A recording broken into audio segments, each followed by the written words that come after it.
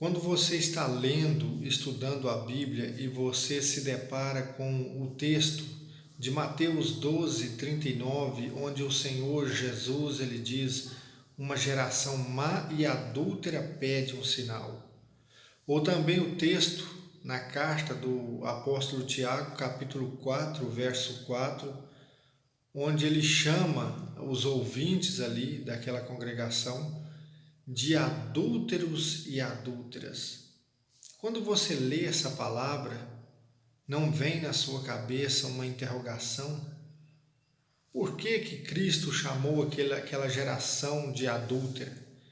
Por que Tiago chamou aquele povo ouvinte dele de adúlteros e adúlteras?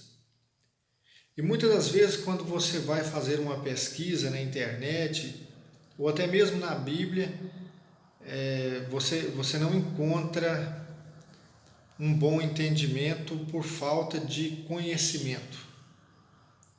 Porque a verdade está na palavra de Deus.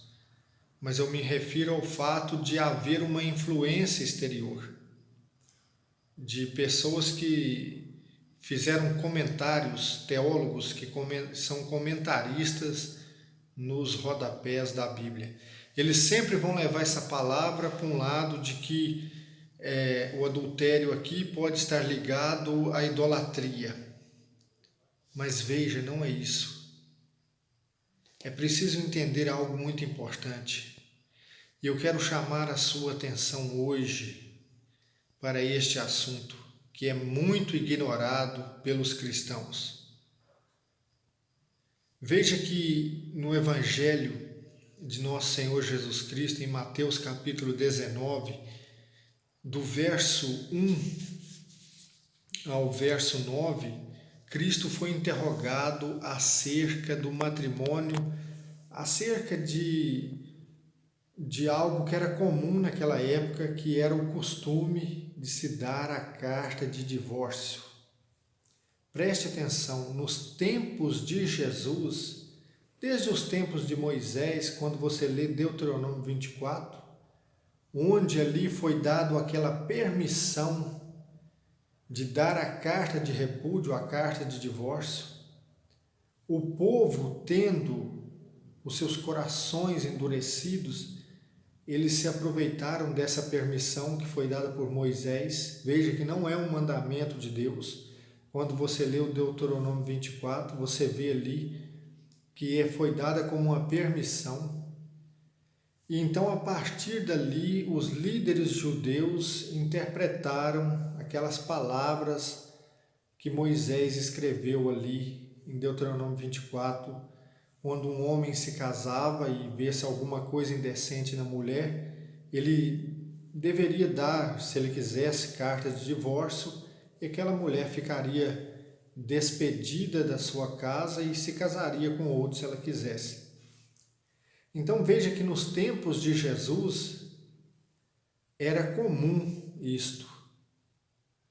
Hoje, quando nós vemos a nossa sociedade atual, aí o povo aderindo a isso, de uns 20 anos para cá, você observa que os divórcios estão se multiplicando numa velocidade gigantesca e novos matrimônios acontecendo.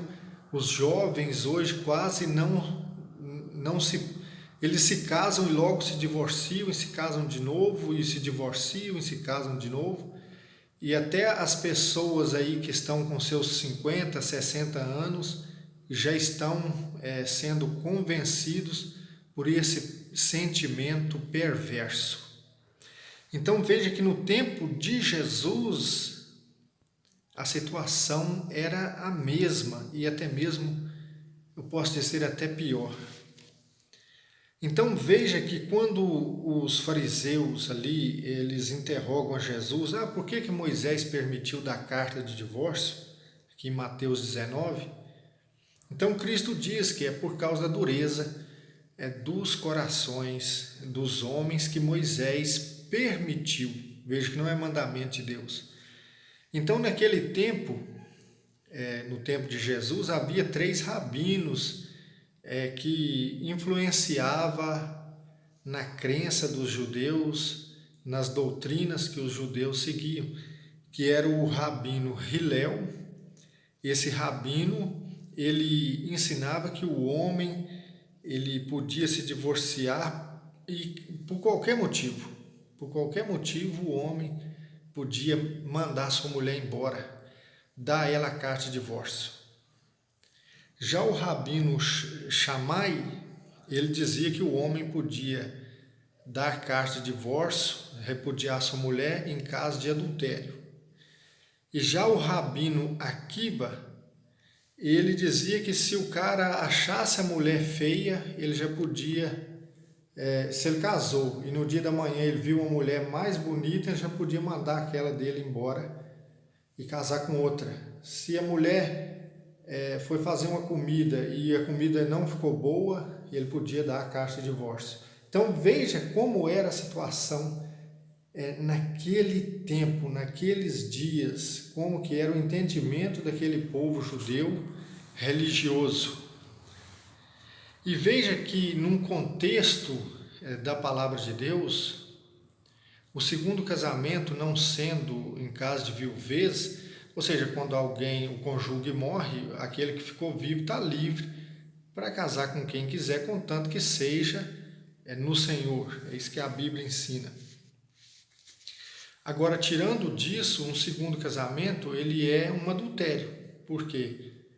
Ele, mesmo que seja por alguma outra prerrogativa, aconteceu alguma coisa, mas não deixa de ser uma infidelidade, porque a pessoa, no primeiro casamento, ele fez aquele compromisso diante dos homens e diante de Deus.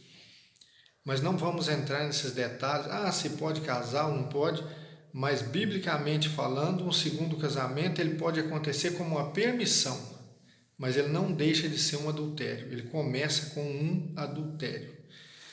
Então, observe que quando Cristo diz em Mateus 12:39, uma geração má e adúltera pede um sinal, ele não está somente referindo que aquela geração era uma geração também inclinada à idolatria, que também é um pecado de adultério, de prostituição, de infidelidade, mas ele também está dizendo que o povo era adúltero. E por quê? Porque era costume, já entre os judeus, o homem dar divórcio, e até hoje entre os judeus. Até hoje eles não têm muito problema com essa questão de divorciar. E veja que os cristãos ocidentais aderiram a isso, principalmente no meio evangélico hoje. Você vê que as igrejas evangélicas fecharam os olhos a respeito disso e estão abençoando um segundo, um terceiro casamento, como se estivesse tudo certo, como se estivesse sendo feita a vontade de Deus. Veja que isso é um grave problema para a instituição de Deus, que é a instituição da família. O modelo de família mosaica naquele tempo era um homem que tinha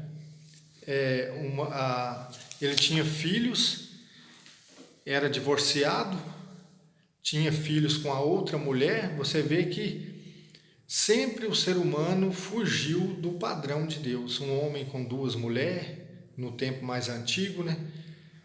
E isso depois veio a questão do divórcio. Então, há um ponto muito importante aqui para ser destacado. Veja que Tiago, no capítulo 4, verso 4, ele diz assim: adúlteros, não sabeis que a amizade com o mundo é inimizade contra Deus? Não sabeis que a amizade com o mundo é inimizade com Deus? Assim, todo aquele que quer ser amigo do mundo torna-se inimigo de Deus. E qual é essa amizade com o mundo? É aderir ao costume do mundo, aos costumes do mundo. Há um ponto que eu quero que você observe comigo. Hoje você vê muitos pregadores, estudiosos que se gabam, né? Eu me formei em doutorado, em teologia, não sei o quê, mas não fala a verdade para o povo. Falam meias verdades. E você já vai entender o que eu quero dizer. Quando se fala em divórcio na Bíblia, por exemplo, o texto de Mateus 19, que os judeus vêm ali com aquela questão para Jesus, os pastores, eles não dizem para você que naquele tempo a mulher não tinha o direito de pedir o divórcio para o homem. Aliás, é como ainda é hoje no Oriente Médio, na religião islâmica.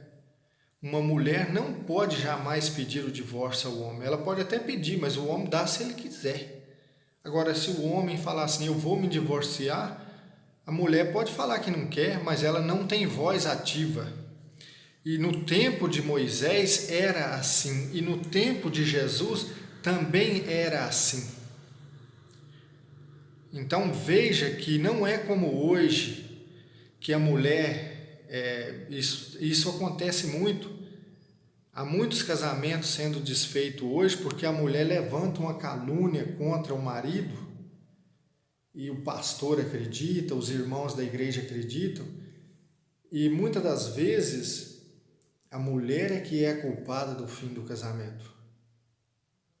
Eu tenho observado que eu vejo até um ensinamento dizendo, a mulher tem que orar para o marido se converter. Às vezes o marido não é crente, a mulher é crente, mas às vezes o casamento está indo de mal a pior, o homem se entrega ao vício, o homem cai em pecados de pornografia e todo mundo julga ele. Mas quando você vai ver a raiz do problema, para quem tem discernimento, a mulher, ela às vezes está até orando, mas ela não cumpre a sua obrigação conjugal com o seu marido. E aí o marido, por causa disso, cai no vício, cai na pornografia, cai em outros tipos de erros, a vida vira um inferno, o casal se separa, ou até acontece um adultério, e aí todo mundo vai julgar o homem, porque o homem não presta, porque o homem bebe, porque o homem é isso e aquilo. A mulher dele é da igreja, a mulher dele era uma mulher de oração, mas o principal, que era, como diz a palavra em 1 Pedro capítulo 3, que diz assim, vós mulheres, sede sujeitos aos vossos maridos, para que aqueles que não creem na palavra possam ser ganhos sem palavra. Então, observe que a orientação da palavra de Deus é que a mulher seja sujeita ao seu marido, para que ele possa, através do comportamento piedoso e casto da mulher, ele possa ser ganho sem palavra. Mas você vê que muitos pastores ficam ensinando, você tem que orar para o seu marido, você tem que fazer isso, fazer aquilo, e às vezes a mulher endurece o coração e faz um joguinho com o marido, e o marido, daí a situação se agrava de tal forma que chega ao fim do casamento. Mas esse é outro assunto. Mas observe que naquele tempo a mulher não tinha esse direito. Hoje, na sociedade que nós estamos vivendo, no Ocidente, no Brasil, na Europa, nos Estados Unidos, nos países ocidentais, a mulher tem o direito de chegar e dizer que não quer mais manter aquele casamento, ela quer o divórcio. A lei dá esse direito para ela. Mas quando a Bíblia fala de divórcio, a mulher não tinha esse direito. Ela não tinha esse direito. O homem é que tinha esse direito de falar, eu não quero mais essa mulher. E segundo a interpretação dos rabinos, podia ser por qualquer motivo. Então veja que quando Tiago fala adúlteros, realmente naquela sociedade, aquele povo estava imergido naquele costume de um segundo casamento, um terceiro casamento, o cara tinha uma família ali, outra família lá, igual nós estamos vivendo hoje. Mas os apóstolos, homens cheios do Espírito Santo, eles chegavam diante da comunidade e denunciavam o erro. Adúlteros, vocês são infiéis. vocês são infiéis a Deus, vocês não honraram o casamento de vocês. E veja que isso é importante, essa pregação nesse sentido, porque hoje você vê muitas pessoas no segundo casamento, num terceiro casamento. Eu não estou julgando essas pessoas, mas é algo que eu já tenho orientado pessoas que estão nessa situação. Essas pessoas precisam saber que eles pecaram contra Deus e que eles precisam lutar piedosamente para que o casamento que eles estão agora seja até que a morte os separe. Eles precisam ter a consciência que eles pecaram quando terminaram aquele primeiro casamento, porque Deus, no plano de Deus, o casamento é para ser até que a morte os separe. Ah, mas meu marido era cachaceiro. Não, não existe isso. Não há ordenança na Bíblia para a mulher largar o marido porque ele bebe. Muitas das vezes, quando está namorando, os dois estão bebendo junto, depois que casa, a bebida vira um problema. Então é preciso ter esse discernimento que é ignorado por muitos. Às vezes as coisas viram um pretexto depois, se é que você está me entendendo. Às vezes a mulher, quando o cara era namorado dele, ele bebia. Por que ela não terminou com ele então quando estava namorando? Não é assim? Então veja que eu tenho observado que nessas denominações evangélicas, quando uma pessoa que é divorciado vai morar com a outra pessoa, aí chega um pastor, fariseu hipócrita, e diz assim: vocês estão em pecado porque vocês estão morando junto.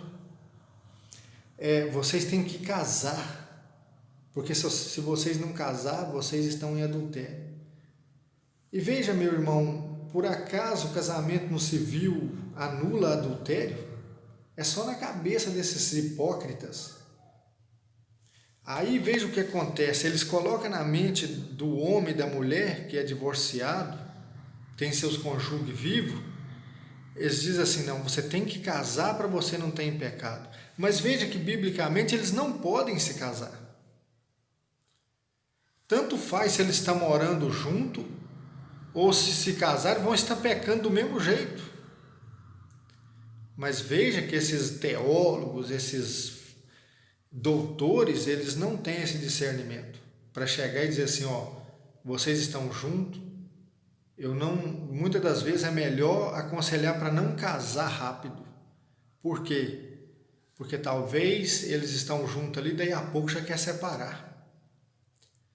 Então é preciso orientar as pessoas dentro da palavra de Deus para tomarem atitudes conscientes, sabendo das suas responsabilidades, sabendo das consequências que sobrevirão, para que não venham cometer um segundo ou um terceiro erro de novo. Mas eu não tenho visto isso aí, eu estou vendo pastores, que eu já fui casado tantas vezes. Como que uma pessoa dessa ainda pode trazer sobre si um título de pastor e o povo está ali e aceitar isso? Eu vejo que há uma meninice espiritual no meio dos crentes. É como diz a palavra de Deus em Hebreus capítulo 5, eu não vos pude falar a vós como a espirituais, porque vós ainda sois crianças e necessitais de leite, a comida sólida é para os adultos que têm como costume o exercício da fé. Como que você vai falar a espirituais se as pessoas não conseguem entender? Elas entendem meias verdades, que esses pregadores que gostam de fazer espetáculos, eles falam meias verdades. Mas a verdade verdadeira eles não podem suportar, porque a igreja está cheia de adultério, e quando você prega de adultério, se você chegar e falar abertamente isso que eu estou dizendo aqui, eles te expulsam de lá, porque para eles isso não é pecado. Isso tudo que eu disse aqui, eles sempre vão arrumar uma desculpa. Ah, o fulano casou de novo porque a mulher dele fez isso. Ah, a fulana casou de novo porque o marido dela fez isso. Ah, casou de novo? Beleza. Mas eles sabem que eles pecaram? É isso que é importante. Dizer para a pessoa: olha, você pecou. Você quer realmente seguir nesse novo caminho com essa pessoa, casar lá no civil, por causa dos direitos e tal, mas na igreja vocês não podem se casar. Enquanto o seu cônjuge estiver vivo, você não pode casar na igreja. Tudo bem se você quer recomeçar a sua vida, se Deus dá uma segunda chance, se Cristo morreu pelos nossos pecados, eu não sou ninguém para julgar, mas é preciso que a pessoa saiba. Agora eles vêm com uma conversinha fiada e colocam na cabeça da pessoa. Todos que eu já vi até hoje, eles estão nessa situação de casamentos, de divórcio, e na cabeça deles eles não estão pecando, porque o pastor deu uma justificativa. Não é porque o fulano bebia, não é porque ele adulterou. Eles não ensinam assim, o perdão é maior. Seu marido bebe, perdoa ele, conversa com ele. Sua esposa cometeu um adultério, se há um arrependimento sincero, perdoa por causa da família, os filhos. Então, irmãos, veja que é preciso entender a palavra de Deus sem hipocrisia, sem partidarismo, e entender, a palavra diz aqui, a Escritura diz, ele reclama com ciúme o Espírito que pôs dentro de nós, mas ele nos dá uma graça maior, conforme está escrito, Deus resiste aos soberbos, mas dá a sua graça aos humildes. É preciso se humilhar diante de Deus e entender, para que verdadeiramente sejamos filhos de Deus. Amém, irmãos? Deus vos abençoe, em nome de Jesus. Peço a você que se inscreva aí no canal, que comente e que compartilhe este vídeo.